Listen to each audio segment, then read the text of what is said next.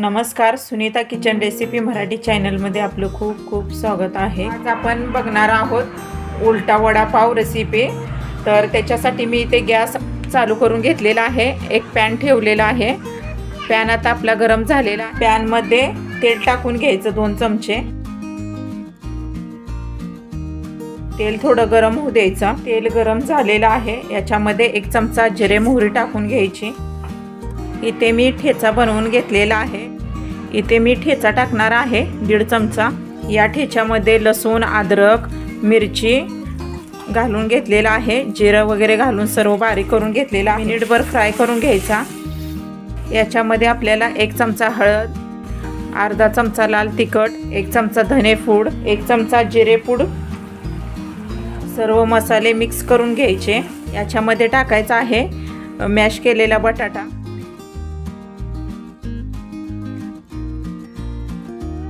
वरून चवीनुसार मीठ टाकायचं, चिरलेली कोथिंबीर,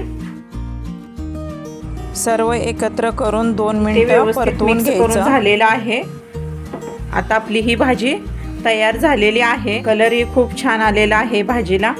गॅस बंद करून घेऊया।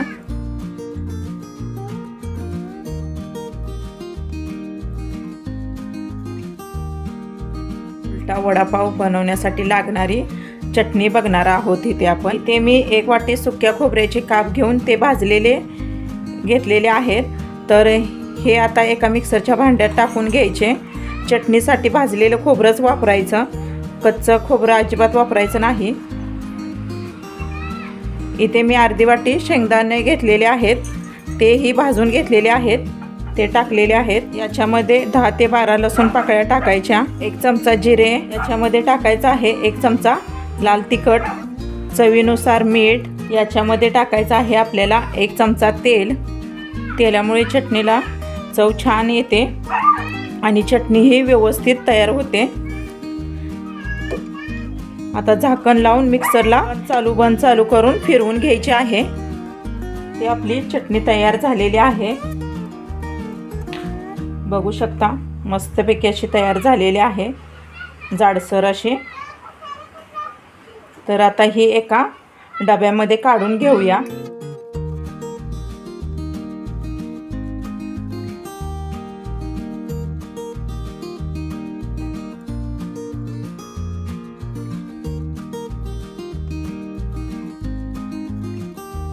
आता आपल्याला हिरवी चटणी बनवून घ्यायची आहे।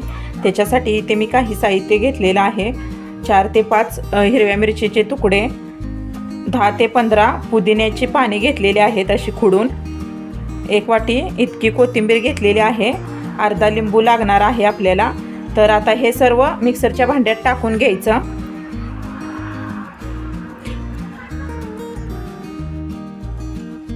कोथिंबीर टाकायची, मिरच्या, पुदिना, आता लिंबाचा रस पिळून घ्यायचा। लिंबाच्या रसाने चटणीचा कलर अगदी हिरवा आहे तसा राहतो आणि ही चटणी 4 ते 5 दिवस फ्रीजमध्ये टिकू शकते।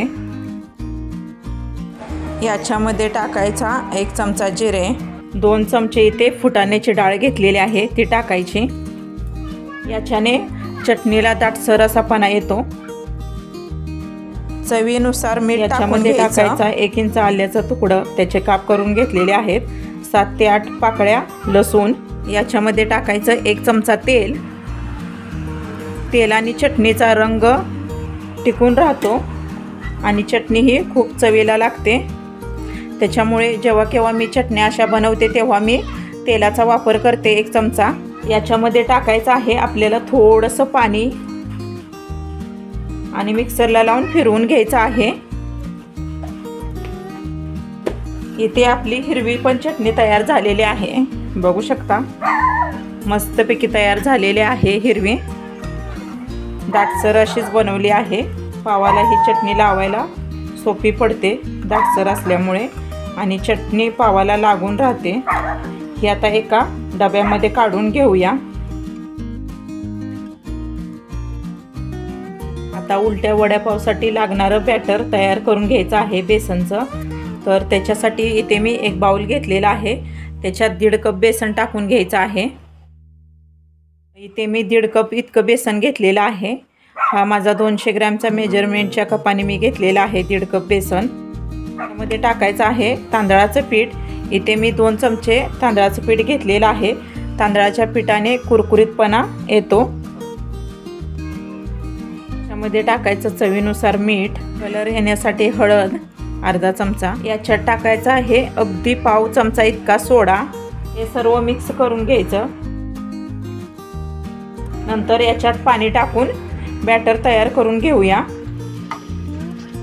छानपैकी असं मिक्स करायचं 2 ते 3 मिनिट. इथे आपलं बॅटर हे तयार झालेलं आहे. बघू शकता याची कन्सिस्टन्सी या पद्धतीने करून घ्यायचा. इथे आपलं उलटा वडापाव बनवण्यासाठी सगळं साहित्य तयार झालेलं आहे. बॅटर, लाल चटणी, हिरवी चटणी, पाव. इथे मी 4 पाव घेतलेले आहेत. हे आता कट करून घ्यायचे आहेत. मधून असा पाव कट करून घ्यायचा. पाव कट करून घेतलेला आहे. शेवटपर्यंत कट करायचा नाही, तो जोडलेलाच ठेवायचा आहे. या पावाला आता चटणी लावून घ्यायची आहे. एकीकडे हिरवी लावायची आणि एकीकडे लाल लावायची. तरी इथे मी लाल चटणी लावून घेणार आहे 1 चमचा. तुमच्या आवडीनुसार चटणी लावून घेऊ शकता कमी जास्त प्रमाणामध्ये. तरी एकीकडे आता हिरवी लावून घेऊया. या पद्धतीने चटणी लावून झालेली आहे. या पावामध्ये आता बटाटा भाजीचं स्टफिंग भरायचं आहे. पूर्णपणे पावाला लावून घ्यायचं. व्यवस्थित लावून झालेलं आहे स्टफिंग. थोडासा हलक्या हाताने प्रेस करून घ्यायचा जेणेकरून बटाटा भाजी आणि पाव व्यवस्थित असं चिटकेल. बघू शकता मस्त असा तयार झालेला आहे भरून असा स्टफिंग करून व्यवस्थित. तर या पद्धतीने हे सर्व पाव मी भरून घेणार आहे.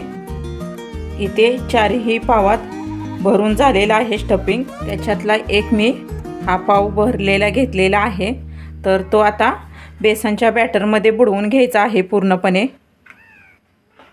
बॅटर पूर्ण लावून घ्यायचं पावाला. हात न बुडवता तुम्ही चमच्याच्या साहाय्याने लावून घेऊ शकता.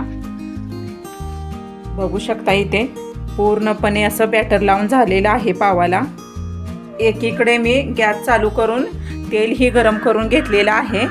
याच्यामध्ये हा उलटा वडापाव टाकून घ्यायचा तेलामध्ये. गॅस मिडियम हीटवरच ठेवून घ्यायचा. अलगद हाताने अगदी तेलामध्ये सोडून घ्यायचा आणि वरून असा प्रेस करून ठेवायचा चमच्याने. हा आपला झाला उलटा वडापाव तयार. अलगद हाताने झाऱ्याच्या साहाय्याने उलटून घ्यायचा.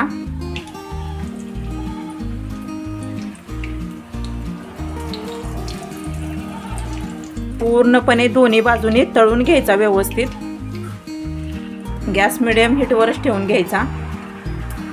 त्याच्यामुळे आतमध्येही वडापाव कच्चा राहणार नाही आणि बाहेर पण राहणार नाही. क्रिस्पी असा होईल तयार. व्यवस्थित असा दोन्ही बाजूनी तळून झालेला आहे. तर हा एका डिशमध्ये काढून घेऊया. अलगद हातानेच काढून घ्यायचा. अगदी थोडंसं तेल नितळून घ्यायचं याच्यामधलं.